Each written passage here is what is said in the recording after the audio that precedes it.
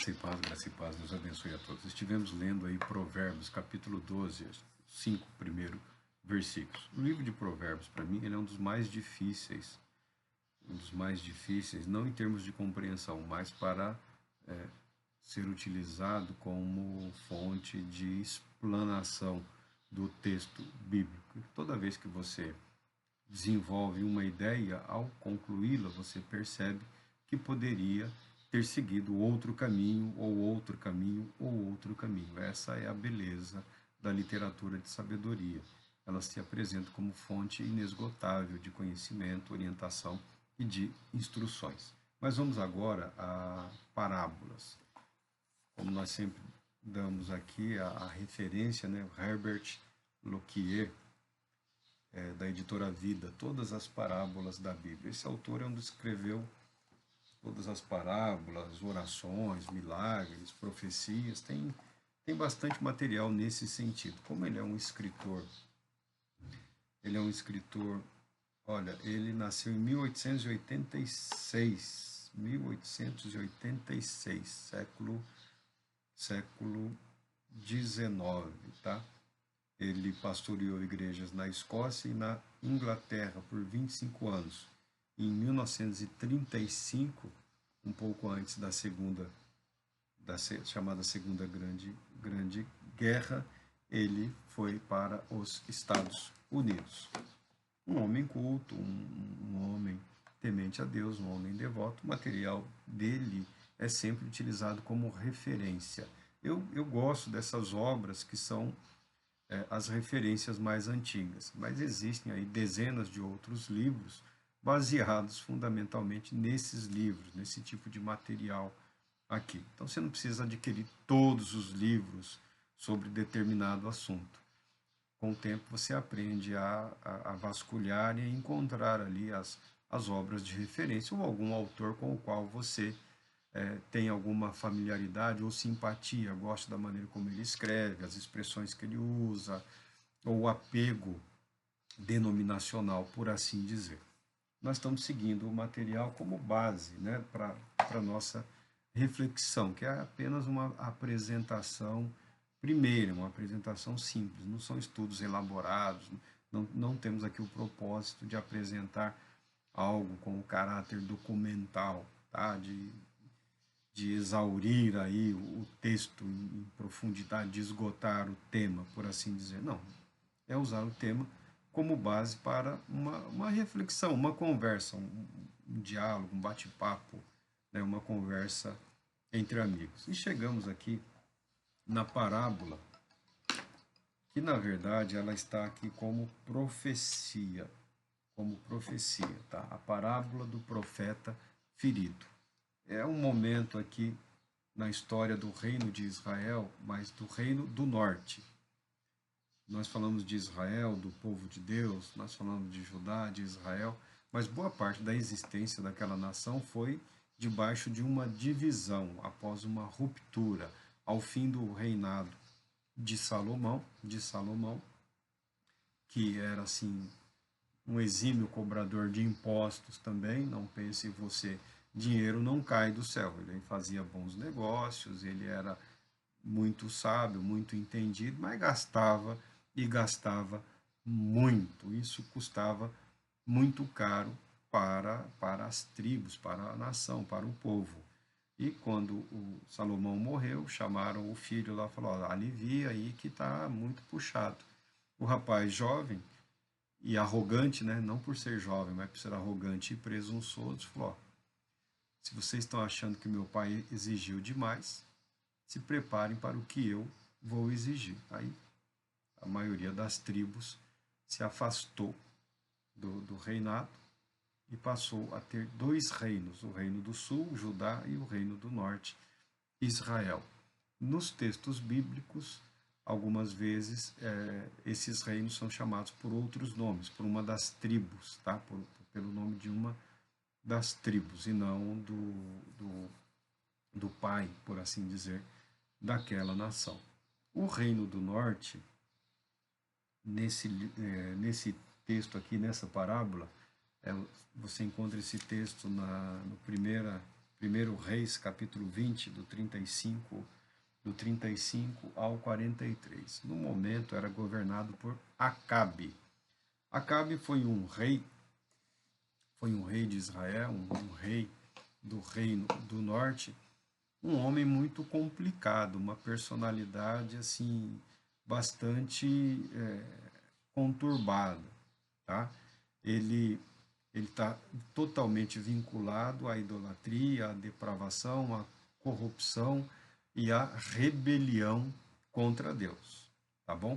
Mas nesse momento aqui, Ben-Hadad, da Síria, havia declarado guerra ao Reino do Norte. E nós sabemos que Deus é fiel. Deus não rompe imediatamente com os seus, porque eles iniciaram no caminho do pecado. Deus sempre busca conduzi-los ao arrependimento, ao retorno. Deus é fiel. Deus é fiel a si mesmo, Deus é fiel à sua palavra, Deus é fiel aos seus pactos, às suas alianças, aos seus tratados com a humanidade. E a Bíblia declara, sem sombra de dúvida, que é graças à fidelidade e à misericórdia do Senhor que nós não somos consumidos, que a humanidade não foi destruída e que a humanidade não será destruída. A humanidade está sendo conduzida para aquilo que Deus preparou. Quer gostemos ou não, Deus tem um plano e Deus está executando. Esse plano está em execução. O fiel, o temente a Deus, a pessoa que se diz religiosa, ela é convocada para prestar atenção nos acontecimentos e manter a sua vida nesse fluxo, por assim dizer, nesse caminho santo, nesse caminho correto, que é de submissão a Deus, de obediência a Deus, de temor a Deus, tá? Não é uma vida paralela. Não é uma vida paralela.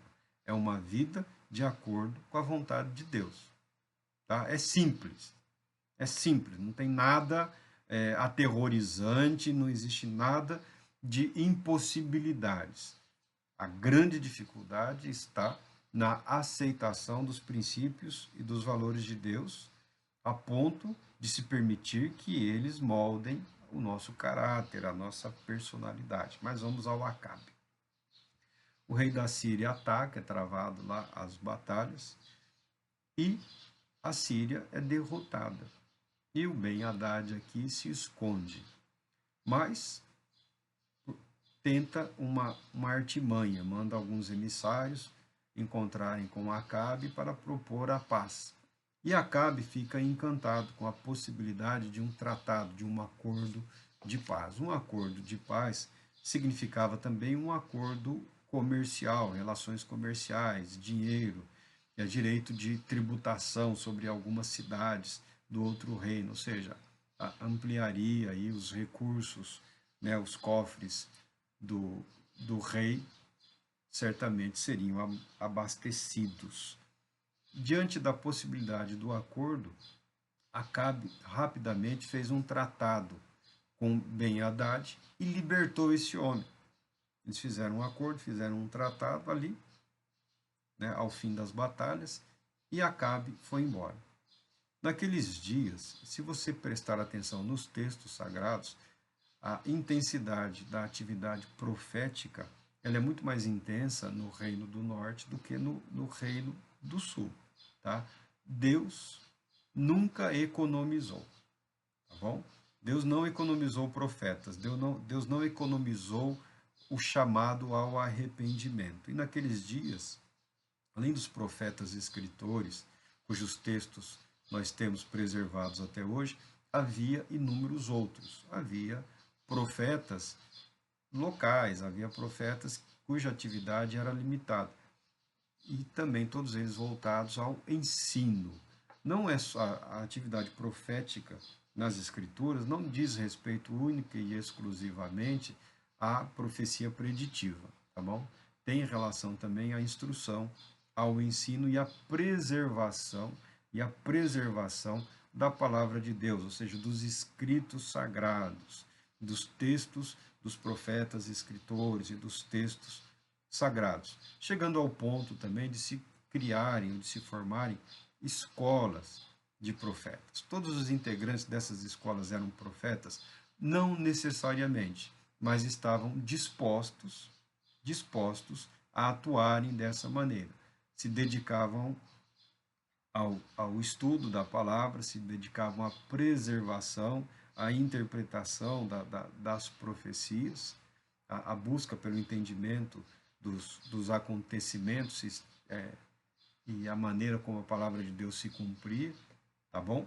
E também funcionavam como um ministério auxiliar para os profetas, tá? Havia inúmeros grupos. Se você prestar atenção,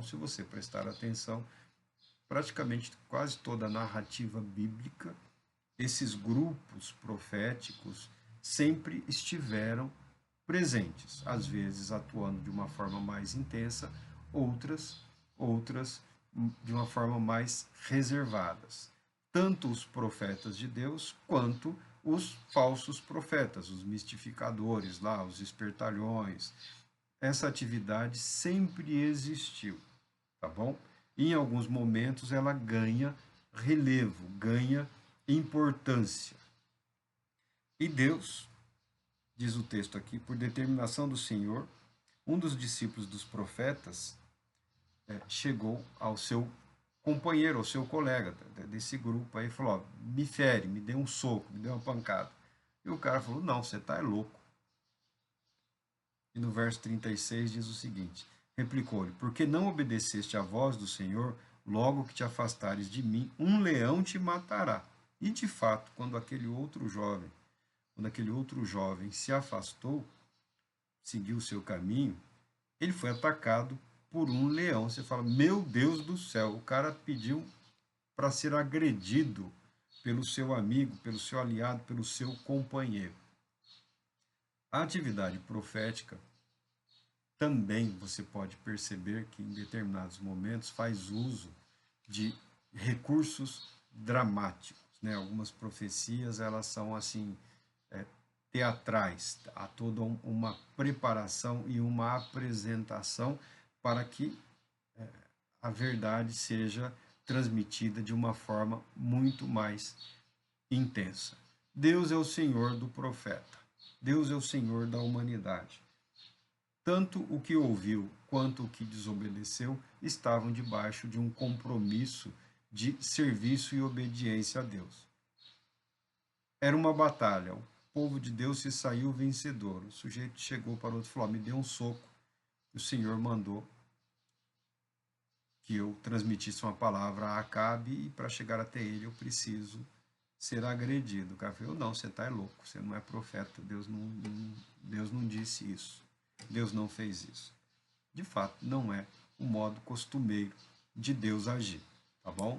Não inventa, não delira, não toma isso como princípio, como fundamento. Nós estamos vendo aqui batalhas, uma guerra, conflito, mortes, situação terrível. Deus concedeu um livramento, Deus concedeu uma vitória e Acabe fez as pazes com o rei derrotado, permitiu que ele fosse embora para a casa dele, mediante um acordo, mediante um tratado, tá bom? E isso irritou o Todo-Poderoso Deus. E esse mesmo jovem encontrou outro profeta e falou, fere-me. Esse daí muito mais esperto, né? Você precisa é um soco, não seja por isso, né? Agrediu o rapaz. Ele pegou, enfaixou a cabeça e o rosto. Há quem diga aqui que esse jovem era o tal do Micaías, filho de Inlá. Pelo menos é o que os historiadores encontraram nos registros do Flávio Josefo, lá o historiador judeu que viveu em Roma, né? Sob a proteção dos Flávios, por isso ele era chamado Flávio Josefo. Os imperadores chamados Flávios, a dinastia dos Flávios, protegeu esse judeu e ele produziu diversos tratados, a guerra dos judeus, a história dos judeus, e ele identifica pela tradição judaica esse jovem profeta como sendo Micaías, Esse jovem enfaixou um dos olhos, a cabeça, para não ser facilmente reconhecido, e correu até a carruagem do rei. E enquanto o rei passava, ele foi gritando: teu servo estava em combate quando alguém saiu das fileiras e trouxe-me um homem, exclamando: vigia este homem. Se ele desaparecer, tua vida responderá pela dele, ou então pagarás 35 quilos de prata. Essa versão aqui transformou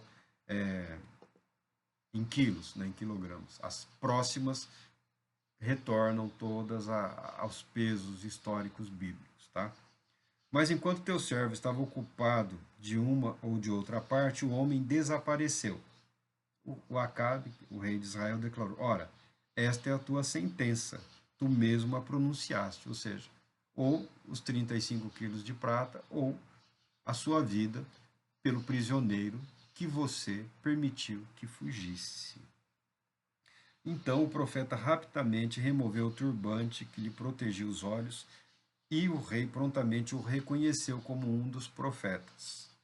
E ele profetizou, e ele declarou a Acabe a palavra de Deus. Assim diz o Senhor: porquanto deste liberdade ao homem que eu havia determinado como amaldiçoado, maldito, como anátema, e que devia morrer, a tua vida responderá pela vida dele, e o teu povo pagará pelo povo dele. E assim o rei de Israel retornou para o palácio em Samaria, irritado e deprimido. Esse era Acabe, tá? Ele não era muito certo. A personalidade dele era algo assim meio complicado. Ele tinha os seus momentos em que ele queria agradar a Deus, logo depois ele voltava atrás.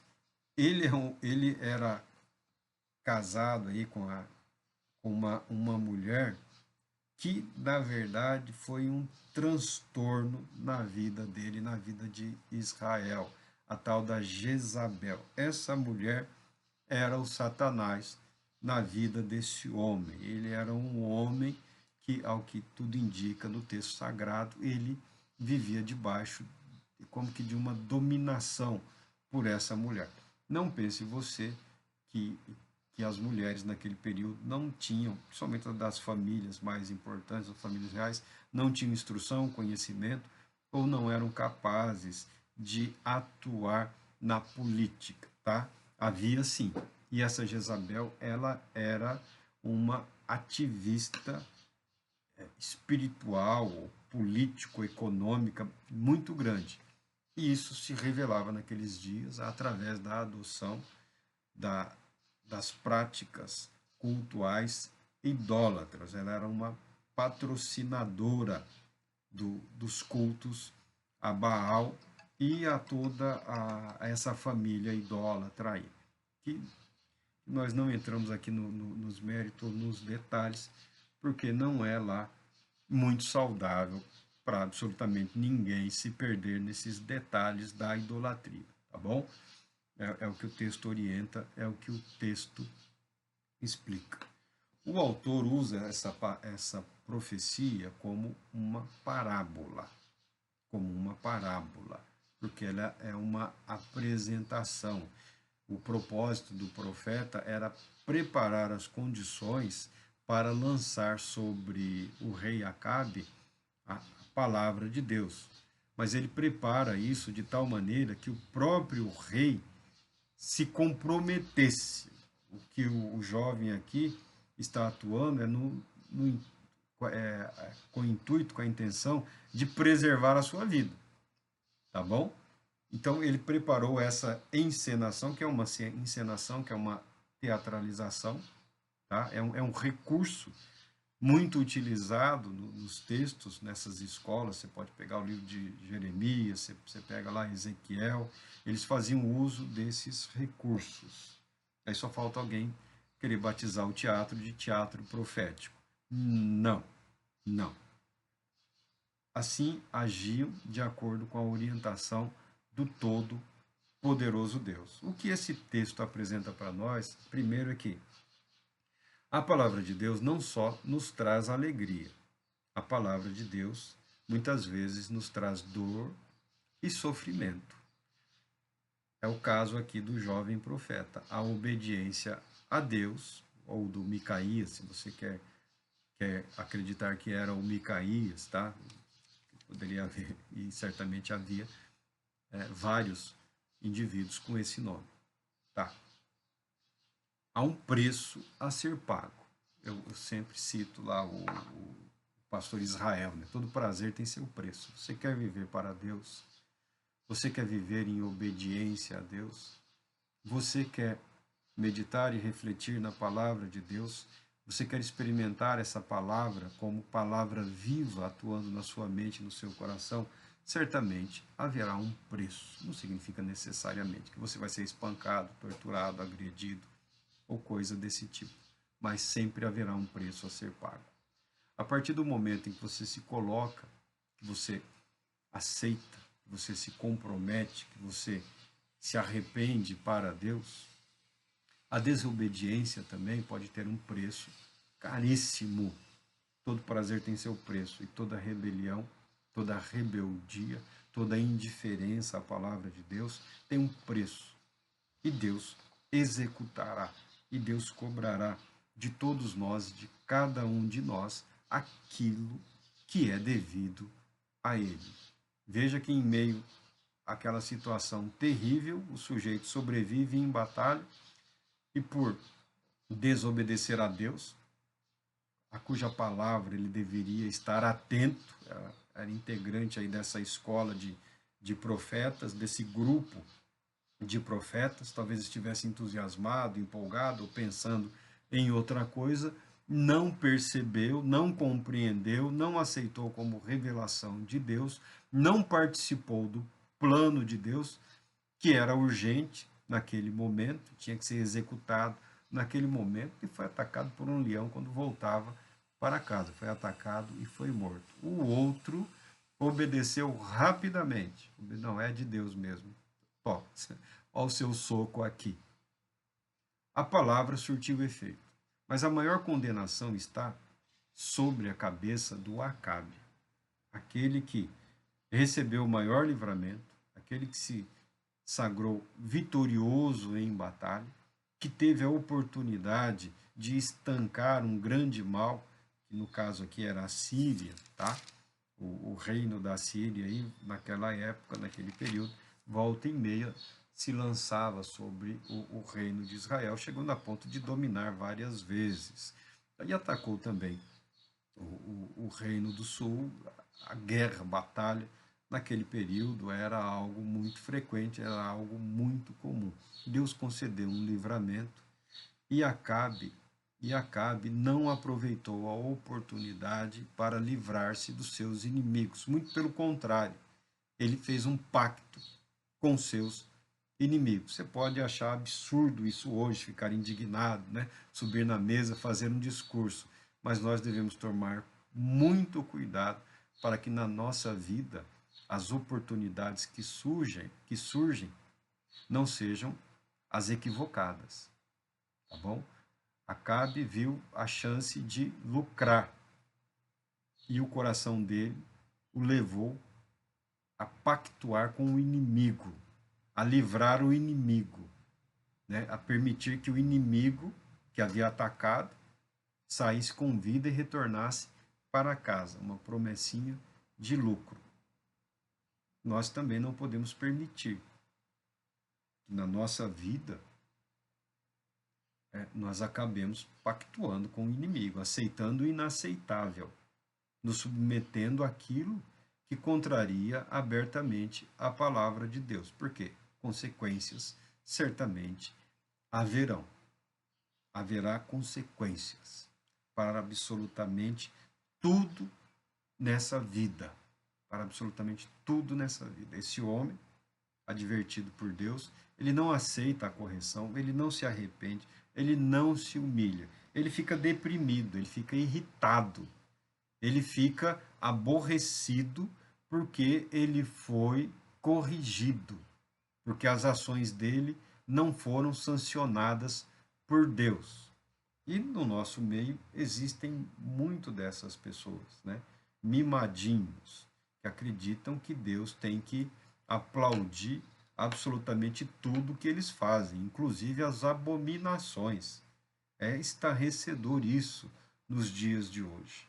Mas o que o texto, que a profecia em forma de parábola, ou que a parábola expressa em termos proféticos, né, em termos proféticos, nos ensina que nós devemos estar atentos.